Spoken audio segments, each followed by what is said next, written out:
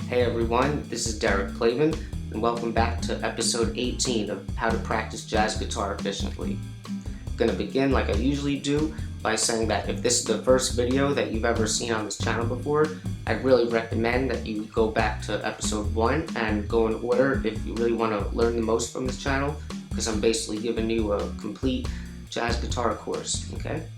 Alright, so in today's episode, I want to continue discussing the cultivation of the spirit, musically of course, and just give you a few more things that you could do to help develop it that I think are really beneficial. Alright, so I'd like to begin by just reminding you guys again of how it was really the blues that kind of put me on to this sort of perspective, because I basically realized that sort of bluesy, jazzy language that was, originally the thing with the invention of jazz was coming out of, basically hearing these vocal blues phrases and trying to put them on their horns and try to copy that type of phrasing in that style. So naturally, it really should come as no surprise that the things that I want to show you today really just have to do with how you can bring out or warm up the spirit in the context of a blues, which is really one of the best forms of music, if not the best form of music that you could really do this for. And not to nerd out like a guitar player real quick, but even though I would say that I probably didn't have a real appreciation for the blues as a style of music, as a form, its influence, all that, as a language, probably didn't have a real appreciation for that until maybe the last few years, potentially. But regardless of that, I've been playing the blues or doing things having to do with blues on guitar since pretty much the beginning. And if I think back to when I started learning guitar, it had to have only been a few weeks into lessons before I was, learning the Chuck Berry blues and all that stuff. And even it was not long at all before I was understanding how to take, the pentatonic scales and all the positions and just use those in the same key as whatever the key of the 12-bar blues was, and and just start improvising and making music with it. So that has been with me all along, and ironically, a lot of the stuff that I'm kind of showing you today is very similarly related to that, potentially, except it's more about how you're approaching it that may perhaps be a little different. But it's because of all this that, it sounds cliche, but it's like, you have the whole classic guitar movie Crossroads type of thing where it's like, man, you don't know how to play the blues, or you don't know what the blues is all about, and maybe I don't, Willie, here's something from the Delta. Tell me this isn't Sun House. Sounds like bird shit. But the way I kind of think about it for my own playing, I kind of feel like, it had to have been after 20 years at least of playing the guitar. It's like I finally realized really what it meant to play the blues, or at least what I think. And for me, I think a lot of it has to do with, letting the spirit kind of come through me. And I think that if you're trying to sing the blues and you have actual words, perhaps it could be easier to put a melody to it, because you're actually trying to say something, literally. But, it doesn't have to be like that. But I know I should cut this ramble off, but yeah, this is interesting stuff that I always like to think about. Anyway, so the first thing that I really want to show you today is really related to the first thing that I showed you guys in the last episode, and that really was just, playing any one chord or tonality and really listening to it, try to hear that sound, and then hearing a melody that you would either sing over it or just very clearly hear in your head, and then go ahead and try to play that on your instrument. And the more you do that, the better you get at creating that sort of melody mind to instrument connection where you can just play what you hear, because that's really what it is. You're really just trying to develop that skill set more and more. It's a lot of other stuff too, but it's very important for playing jazz. So the only thing that's going to be different with what I'm going to show you here is that instead of doing it really just over one chord, we're going to think of one phrase that really would work melodically and just sound good over the entire form of a 12-bar blues, okay? And this sort of way of doing it should really be seen as a way of kind of creating these classic riffs that just sound good and really communicate the language of the blues over the entire form. And one thing to keep in mind is this, even a lot of beginners oftentimes already understand that, like I said before, you could just play the pentatonic scale that is the same key as whatever the blues is in, and it will essentially pretty much diatonically work over the entire form, and it's extremely melodic, and we all know that it's pentatonic or blues scale that is the primary melodic language, or where it's coming from for that style. So when you just sort of listen to the accompaniment and you try to hear melodies, it's probably pretty likely that the natural melodies that you're going to hear already are going to be pretty diatonic, melodic, and related to a big part of what you're playing, probably coming out of the pentatonic scale. And there'll probably be some other colors in there as well, but you already know what the basis of your melodies are probably going to be working around. So I'm saying this to kind of help you in case you need it, where, if you're hearing a melody, you already basically know, if you're thinking of like root position, pentatonic, or blues scale for that same key, where your hand is probably going to be, okay? So I'm just going to demonstrate some of this, and I guess I'll maybe say some things as I'm going through it, or just kind of talk about how it's going, just so you kind of understand it, alright? So, time to put the headphones on. Alright, so I have a backing track all ready to go here. This is a blues in the key of D flat, and I'm just going to demonstrate a little bit of this. So, again, what I'm trying to do is I'm trying to hear these melodies within this context that I'm going to go ahead and sing as best as I can. And I'm really trying to make them simple and melodic so that they're easy to remember, because I'm not necessarily doing it at the same time as singing right now.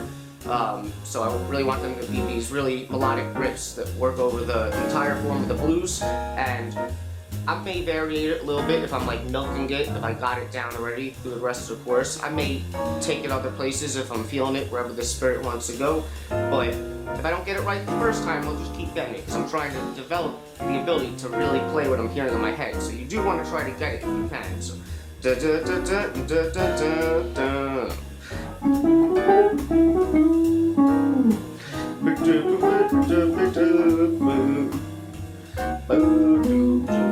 Filled up the space.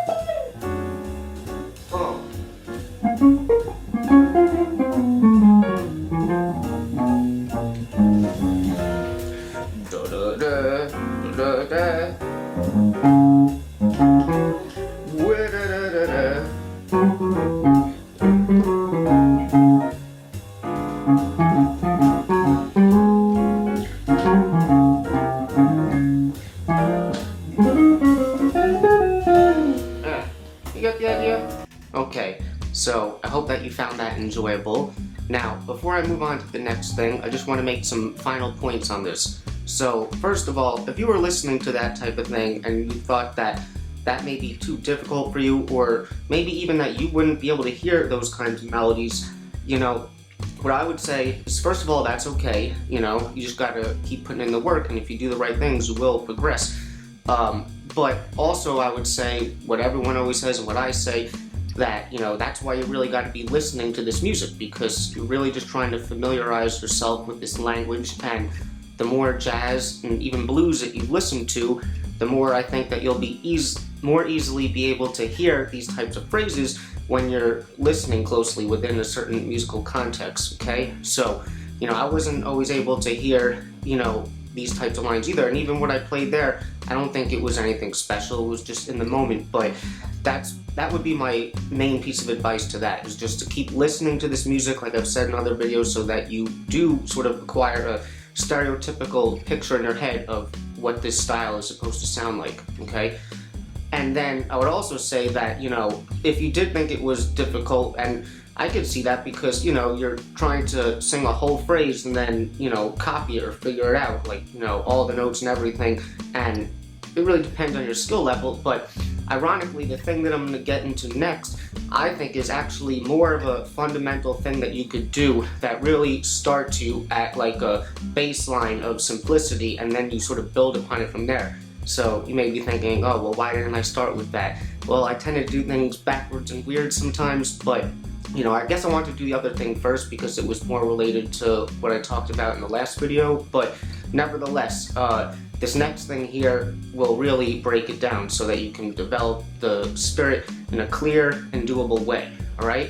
So let's get into what this is. So this is coming out of a few different types of concepts or exercises that I guess I put together, and by combining the different ideas, that's how I really discovered, how I could use this to cultivate the spirit. So the first main idea is coming out of something that I got from one of my guitar teachers, Rodney Jones, and he's an incredible guitar master if you don't know him. And if you're looking for more jazz guitar education, depending even on when you're seeing this, he's got a course called Tune World. It's online through Facebook, and it's got so many great things in it. Rodney is a master. He has so much experience, and I've learned so much from him as well. So, I would look into that as well if you're interested. But one of the things that, he did when he was talking about the blues, or what he suggested, was what he called, swinging one note and then two, three, and eventually, using the whole pentatonic scale over a blues. And this is not the first time that I've done anything related to that. I actually made a video a long time ago on an old YouTube channel I have, where I kind of suggested to give as a piece of advice that people learn to become what I called back then a rhythmically forward-thinking musician, and they would do that by, limiting their notes, basically. So maybe they would try to solo with 3 notes perhaps, and it would force them to think more rhythmically. So it was pretty similar. So I've been aware of that for a while, but then when I started realizing all this stuff about the spirit and the voice and singing, I started to notice some things that were very interesting to me. You see, the way Rodney presented it was great, because you would start with one note to swing over the blues, and if you were in a key, let's say D flat, because that's what I'm doing today, maybe you'd start with the root, but it doesn't have to be, and you would just swing it over the whole form of the blues and just try to make it rhythmically work, and to actually create some, intentful phrases, even with just one note. And to my surprise, or maybe not my surprise, but what I realized one day was, if I were to do this and compare it, just like I said in the last episode with the Coltrane thing, where playing a transcription without singing along with it versus doing it, if I were to sing along, and because this is more of a improvisational thing, you would say that I'm basically improvising or composing in the moment, a one-note solo. But if I were to do it with that and then just match whatever I was singing versus just trying to swing one note without being attached to the spirit at all, I realized that the ideas that came out, whether it was one note, 2, 3, whatever, were just so much better when the spirit was engaged, okay? So this is fantastic, because you could literally start with one note, and this is what I do sometimes. So you're thinking all about the rhythm and the phrasing, and then from there you can add another note, and you're just little by little adding notes of the pentatonic scale.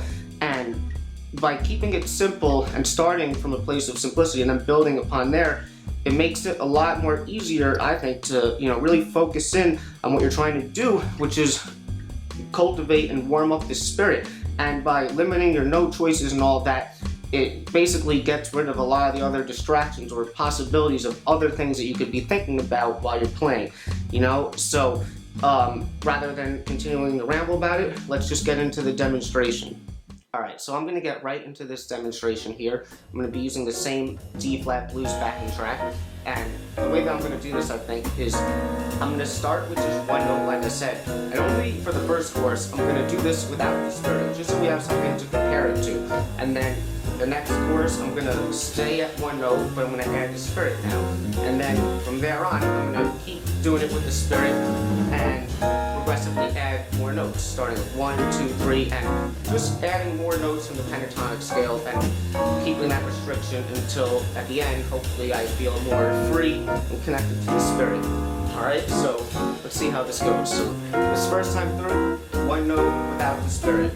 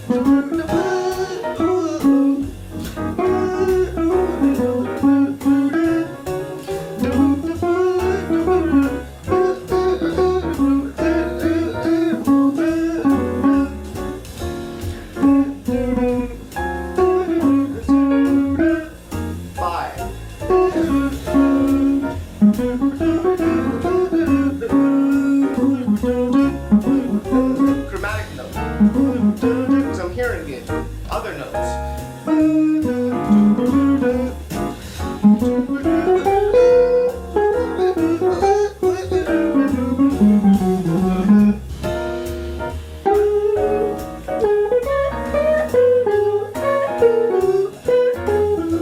Other notes, but I'm warming up. I'm hearing it.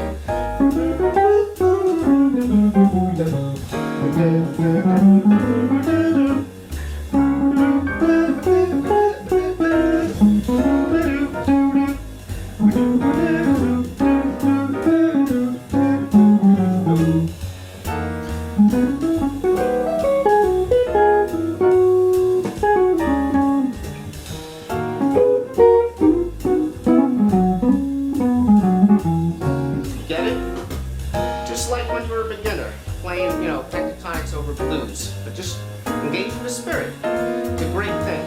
Alright, so I hope that, that was helpful for you guys, and if you've never done anything like this before, I would highly suggest that you do this. And this is stuff that I still do regularly. This is my main go-to thing that I do these days when I want to warm up the spirit, and I do this typically a little bit later in the day when it comes to my practice after I've worked on technique and some other stuff. But when I'm ready to start really playing and putting a lot of things into application or whatever, this is when I like to do it, to kind of start with this, to warm the spirit up, So if you guys have any questions on this or comments or anything, I'd love to hear them, so feel free to put that in the comments, and I guess we'll leave it there for today. So in the next episode, hope you're ready for the next episode. Hey, just because we've been talking about blues a lot, I think I might do kind of like just a basic, jazz blues harmony type of thing.